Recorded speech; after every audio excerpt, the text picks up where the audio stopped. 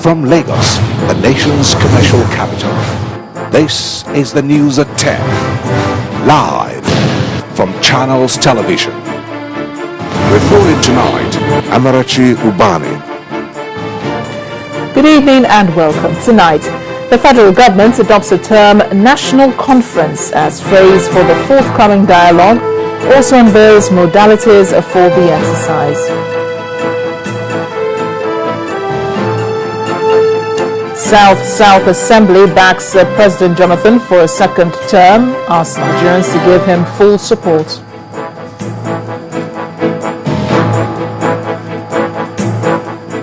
In our big story tonight, Iwekoro community in Ogun State cries out for help, says raw dust from the cement factory there is affecting people's health. And Archbishops of Canterbury and York write to the presidents of Nigeria and Uganda for passing anti-gay laws. On Business News tonight, Nigeria's power sector to get a $2 billion boost from global development partners by 2018. And on sports news, Nigeria's Super Eagles get $200,000 despite failing to reach the final of the 2014 African Nations Championship. I'm Linda Kibe, and from Abuja, the Senate confirms appointment of service chiefs, giving new bite to the war against terror. Plus, INEC Chairman Atahiru Jega visits London and says no going back on February 14th date for the presidential election.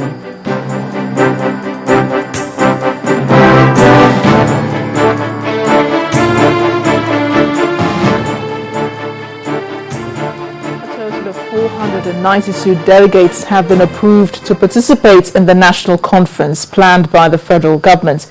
As Secretary to the government, Pius Anyim, unveiled the modalities for the conference, which is a fallout of the recommendations of the Presidential Advisory Committee on the national conference.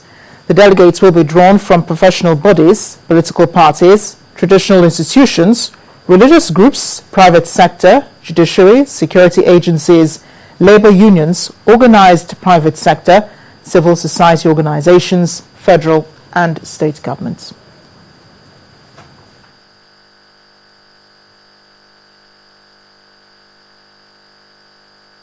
The National Conference shall hold in the Federal Capital Territory. C. The National Conference shall tentatively last for 3 months and shall discuss any subject matter whatsoever except the indivisibility and indissolubility of Nigeria as a nation. This is to say that the unity of Nigeria is not negotiable. D. A conference management secretariat shall be established to manage, administer, and run the affairs of the conference. E. Decisions at the national conference shall be by consensus, but where it is not achievable, it shall be by 75% majority. F. The national conference shall advise the government on the legal framework, legal procedures, and options for integrating the decisions and outcomes of the national conference into the constitution and laws of the country. And finally, the national conference shall have a chairperson and a deputy chairperson. Both shall be of unimpeachable integrity. Well, those who have expressed reservations about the intention of the federal government to organize the national conference as it promised the nation last year have been proven wrong with the announcement of the procedures of the dialogue by the Secretary to the Government of the Federation. In our next report, we examine some of the key moments from the time the President, Dr. Goodluck Jonathan, inaugurated the committee to the time it submitted its report. An advisory committee whose mandate. It was on October the 1st, 2013, when the President in his Independence Day broadcast informed Nigerians that he had set up a 13-man Presidential Advisory Committee on National Dialogue, to be headed by no other person than Senator Femi Okoromo. After that announcement, the President went ahead to inaugurate the committee on October the 7th, 2013 at the Presidential Villa. This committee and the assignments is to rather put a strong mortar that will bind our cleavages and make our nation a stronger nation. Having decided to convene such a conference, he must be commended for showing courage. He has, by his present move, shown himself to be a listening president. In compliance with the presidential directive for members of the committee to consult widely, it held interactive sessions with Nigerians in Akure, Jos, Minna, Calabar, Benin, Enugu, and Umuahia. Lagos, Sokoto, Maiduguri, Bauchi, Kaduna, and the Federal Capital Territory also hosted members of the committee. But in all of these interactions, it was the one in Benin City, the Edo State capital, that stood out. Because of this drama between the state governor and a member of the committee. I believe this conference, and I would like to prove wrong, it will not be different from any previous conference.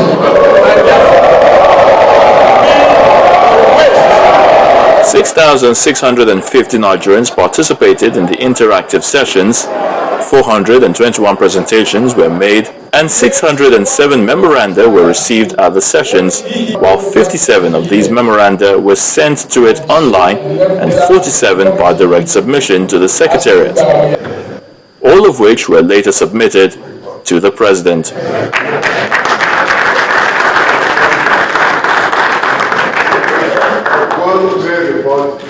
And 16 volumes of appendices, totaling more than 4,000 pages. It is our hope. We'll go live now to Linda Akigbe in Abuja for more on discussions on the national conference. Hello, Amarachi, and welcome to the nation's capital. Now, for many years, politicians and the human rights community have called for the convocation of a national conference. While many choose to call it a constitutional conference, others say they want a sovereign national conference. Now, even with this clear difference in the ideas and demands, one thing that remains similar is that there's need for Nigerians to sit down and talk. With this phase of modalities, all seems set for this national discourse to begin. Clearly, the federal government says Nigerians are free to discuss all issues, but the indivisibility of Nigeria. Well, does this convey the aspirations of Nigerians? Well, I'm being joined in news at 10 by a lecturer of political science at the University of Abuja, Dr. Abubakar Kaki. You're welcome, Dr. Kaki. Kari, thank you very much, Linda. Yeah, thank you. You've heard the Secretary of the Government of the Federation, Chief Pius Anyim, saying the conference is free to discuss all issues except the indivisibility of Nigeria. Is this acceptable? Yeah, I think it is. I think the government was trying to be very careful. When the issue of convening a national conference came up, some Nigerians, including myself, were apprehensive that perhaps if care was not taken, we are going to fall into the trap of those who wanted a breakup of the country. Therefore, if from the outset the government has come out and clearly stated that the indivisibility and indissolubility of Nigeria is a no-go area, I think it will go a long way towards assuring and reassuring many of us that the conference is not what some of us thought it was. So you actually agree with the government that the issue of the indivisibility of Nigeria shouldn't be on the table? Certainly for I discourse. do. Now, 3 months have been set aside for this national discourse. Is this enough time? Well, I don't think it is, because I think the issues are simply too many and some of them too contentious and too thorny that I do not believe they can be comprehensively, exhaustively and meaningfully thrashed out within 3 months. I don't think that time is realistic. So how much time would you propose? Well, 3 months can simply be a minimum. The conference, if at all it is necessary, should be able to thrash all issues as long as they take. And maybe if there should be a ceiling, it should be 9 months. You say if at all it is necessary. Do you think it's not necessary? Well, I regrettably am one of those who think that the conference itself is not necessary, and with the coming of all the modalities, I think some of us can now beat our chest and say, you see, this is what we thought. Okay, because the conference in the offing is not likely going to satisfy the agitations of those who canvassed for it in the first place. It is not an ethnic nationality conference. It is not going to be a sovereign national conference. It is simply going to be Jonathan's conference, and it's not substantially and essentially going to be different from Abacha's constitutional conference or Obasanjo's National Political Reform Conference. Some of us still feel, okay, that there's an element of diversion and even misplaced priority in convening the conference in the first place. Okay. Well, another aspect is that the decisions at the national conference will be by consensus. But where it is not achievable, it will be by 75% majority.